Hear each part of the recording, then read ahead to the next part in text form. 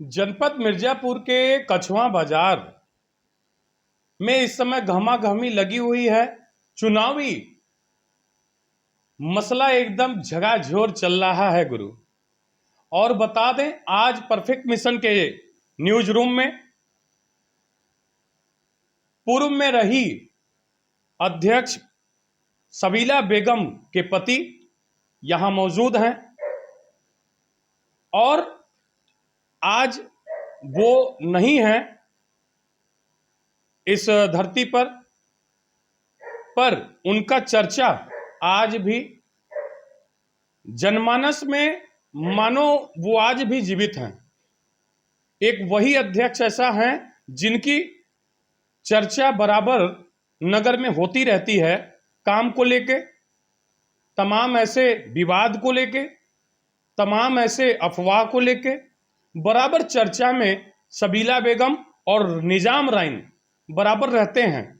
हर एक विषयों पर आज विस्तृत चर्चा करेंगे। हमारे पास मौजूद है निजाम राइन जी, अपनी बहू को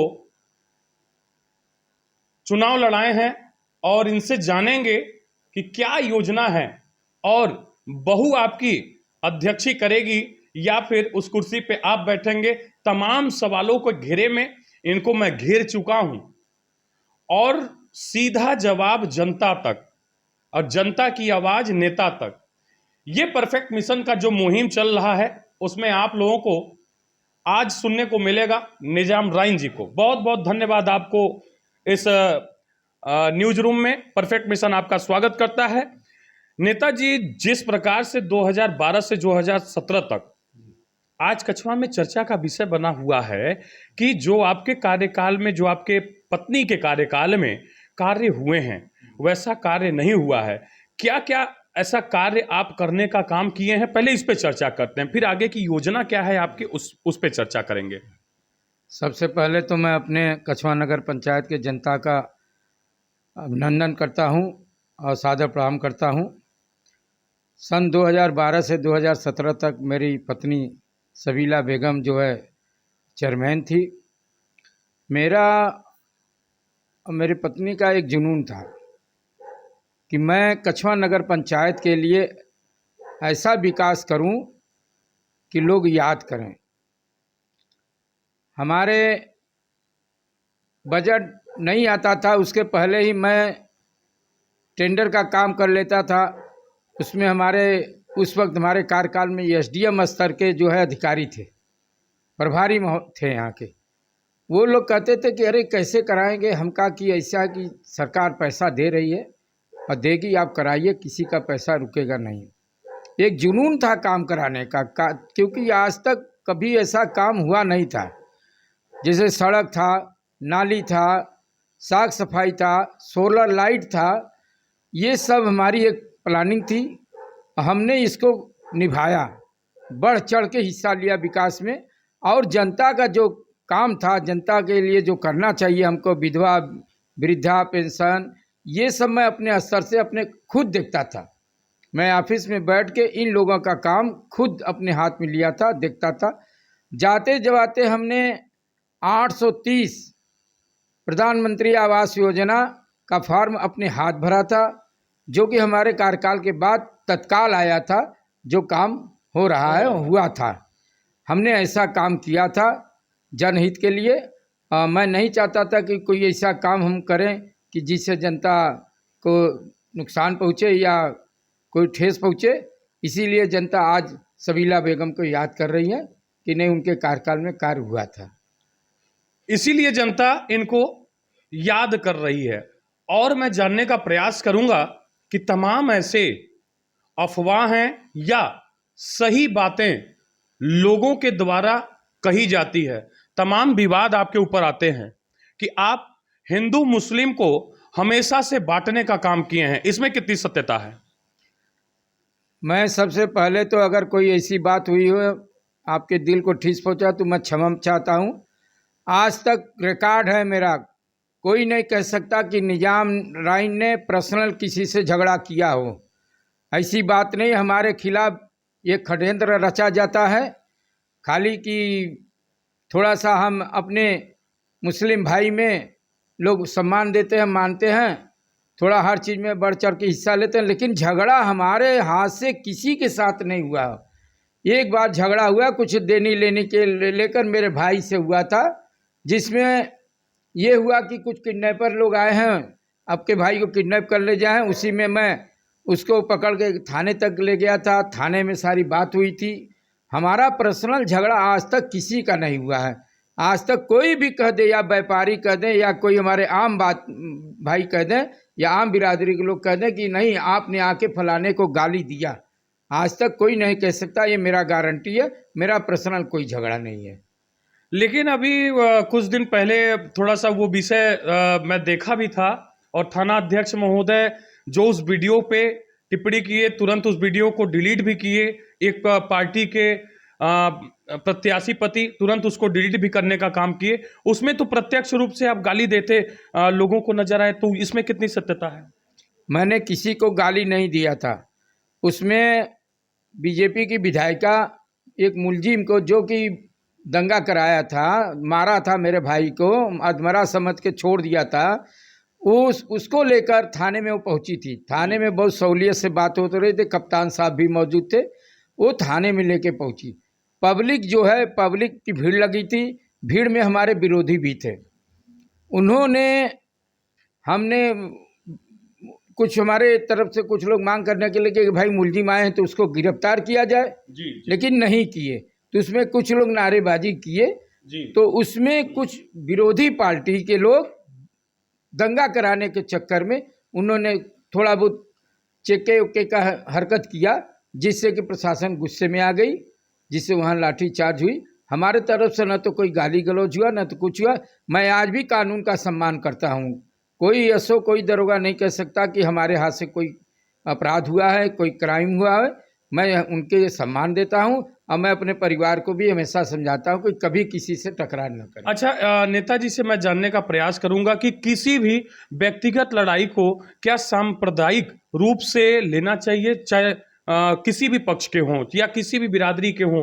वो व्यक्तिगत, उस समय व्यक्तिगत वो लड़ाई हो गई थी, या फिर पूरी सामूहिक एक दो कौम की लड़ाई हो गई थी? ऐसा कौम का पूरा नारा देने वाला काम आखिर किया कौन? ये थोड़ा सा इस पे चर्चा करेंगे। कुछ लोग हमारे भाई थे, भाई क्या उनके परिवार से आज भी हमारा बहुत बड़ा, क्या वो आपके सपोर्टर थे? हाँ, आज भी हमारे बहुत बड़े, उनके जिससे विवाद हुआ था उनके फादर आज भी हमारे बहुत संपर्की हैं, हमसे घंटों बात होती रहती है।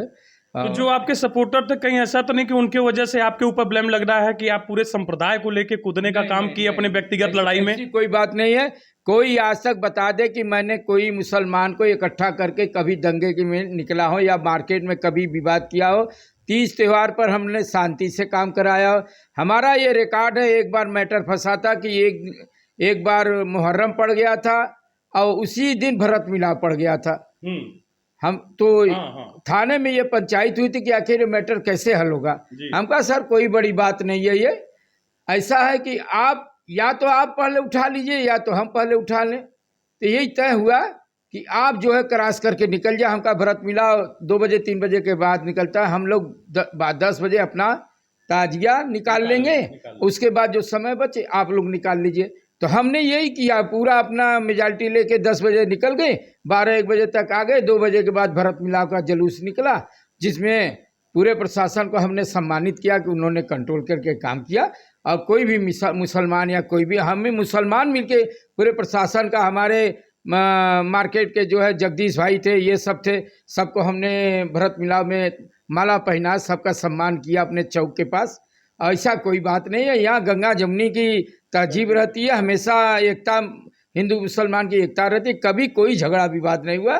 ये तो एक लेन देन के लिए कुछ लोग कर लिए थे। हाँ, वो व्यक्तिगत लड़ाई मानी जाती है, व्यक्तिगत लड़ाई, और उसमें सारे लोगों को हमें नहीं लग रहा है कि आना चाहिए। नहीं, इसमें किसी को नहीं आना चाहिए। कोई ये नहीं कह सकता कि कस्बा के अंदर या बाहर हमने किसी से विवाद किया, या उस दिन हुआ था तो किसी को टच किया था। फिलहाल मैं अगली कड़ी में बात करूंगा कि 2012 से 17 तक आप के ऊपर जो आरोप लगते हैं, उसी हिसाब से मैं क्वेश्चन भी कर रहा हूं कि आप दोनों पक्ष चाहे वो हमारे मुस्लिम भाई लोग हो गए या मुस्लिम भाइयों का पूरा परिवार हो गया, या हिंदू भाई हो गए, हिंदू भाइयों का पूरा परिवार हो गया, इन दोनों वर्गों के लिए आपने क्या क्या उपलब्धियां हासिल की है और दोनों पक्षों में क्या क्या काम किया है, या फिर एक ही पक्ष को काम अधिक कर पाए हैं?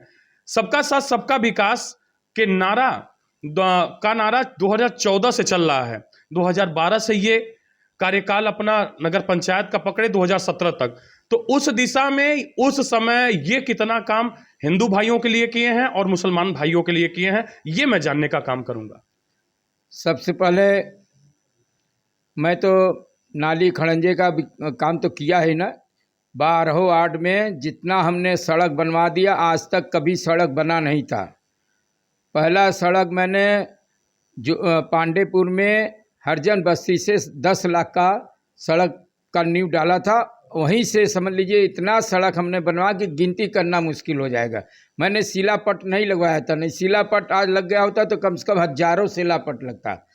और दूसरी चीज़, मैं हर धर्म का स्वागत करता हूँ, हर धर्म को मानता हूँ। मैं खुद मैहर देवी के दर्शन के लिए मैं हर साल जाता हूँ वहाँ, और यहाँ जो भी मंदिर है, जो भी देवी देवता है, सबका मन से मान करता हूँ, सबके दरवाजे पर जाता हूँ। उपलब्धियां क्या क्या है ये थोड़ा सा हमें बताएं। मैं तीज त्यौहार पर, जैसे रामनवमी है, एक हमारे डीए पर कश्यप कुंड है, मैं हर साल वहाँ पेमेंट देता था, हर साल उसके लिए अलग से बजट देता था।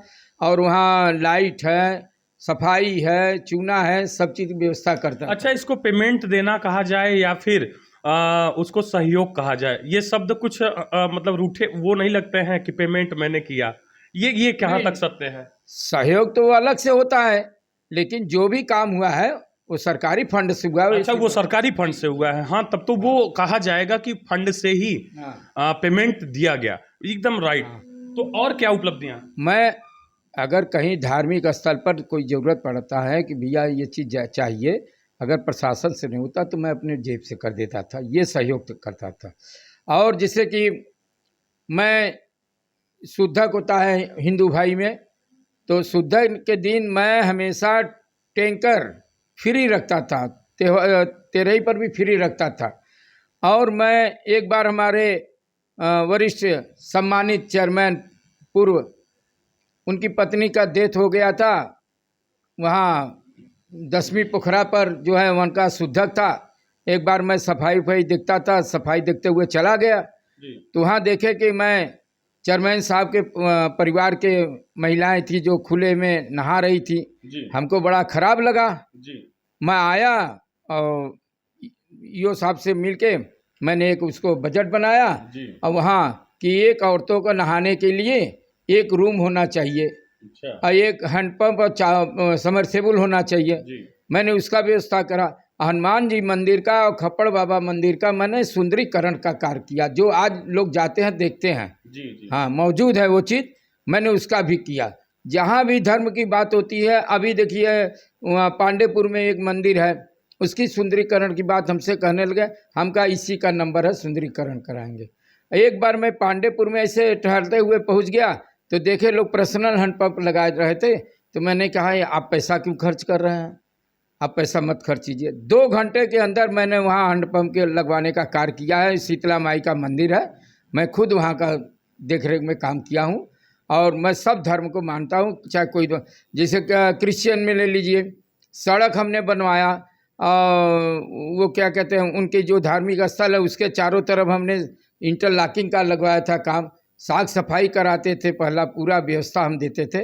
और हमें किसी धर्म से कोई परहेज नहीं है, मैं सब धर्म को लेकर चलूँगा, और जो भी काम होगा धर्म के लिए मैं उसे पूरा करूँगा। अच्छा, इसमें कार्य योजनाओं में कुछ चीज़ों को मैं देख पाया हूँ 2012 से 17 के बीच में, कि व्यक्ति विशेष तक काम होने का वो मैं चीज़ों को बताने का भी प्रयास करूँगा कि मिश्रा मार्केट में जो नाली इस साइड से मिश्रा मार्केट तक गई है, वो नाली केवल वहीं तक क्यों, और भी आगे तक क्यों नहीं, ये भी एक मुद्दा है। थोड़ा सा इस पे हल्का सा प्रकाश डालें। वहाँ नाली जो है, जो मिस्तर लोग रहते हैं सफाई वाले, वहाँ से शुरू हुई नाली। और इस क्रिश्चियन हॉस्पिटल के तक, वहाँ तक नाली आई है। और इधर भी वहाँ से पुलिया से नाली शुरू हुई है और इस पुलिया तक आई है। अच्छा। दोनों पटरी पर। तो इसमें कोई मतलब ऐसा नहीं पक्षपात किया गया कि नहीं, नहीं, नहीं। बजट ही वहीं तक था, क्या मामला था? नहीं, ऐसी बात, दोनों तरफ नाली बनी है, दोनों तरफ इंटरलॉकिंग लगी है। अच्छा, उसके आगे टाउन एरिया ऑफिस तक जाना ठीक रहता क्या उस पे? नहीं, उधर तो नाली, बड़ी नाली बनवाए हैं हम। अच्छा, बड़ी नाली है। हाँ। और उसके बाद वहाँ उसको ढलवा के इंटरलॉकिंग लगवा दी। इंटरलॉकिंग लगवा देंगे। अब जानेंगे आगे, वाकई में इनकी बहू जीत के आती हैं तो नगर पंचायत के विकास में महत्वपूर्ण क्या क्या योजना लेके चल पड़ी हैं इनकी बहू, ये इनसे जानने का प्रयास करेंगे। बहू का योजना, जो बहू अपनी कार्यशैली में योजना रखी हुई हैं, वो तो सारा जानकारी होगा आपको, जी मेरे दर्शकों को दे सकते हैं। जी जी। तो आप हमें ये बताएं कि आपकी बहू क्या क्या योजना लेके चुनाव मैदान में उतरी हैं। जी।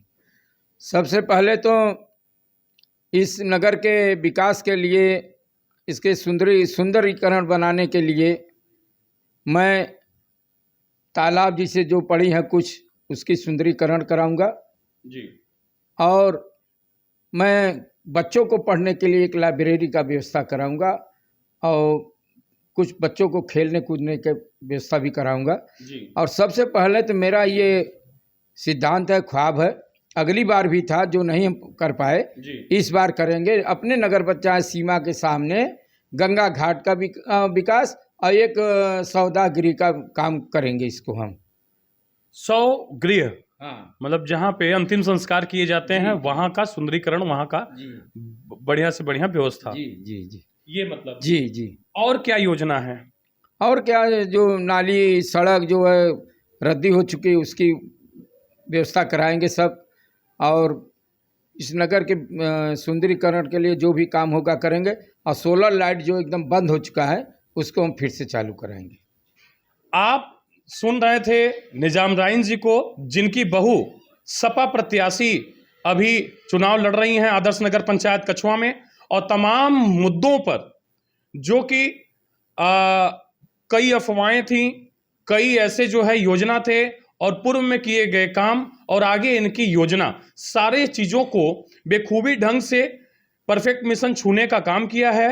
कुछ और भी बाकी रहेगा तो आप जरूर कमेंट में लिख के बोलेंगे और मैं उस पर भी चर्चा करूंगा। ऐसे ही आप देखते रहिएगा perfect mission live, Bhanu Pratap Singh के साथ, मिर्जापुर।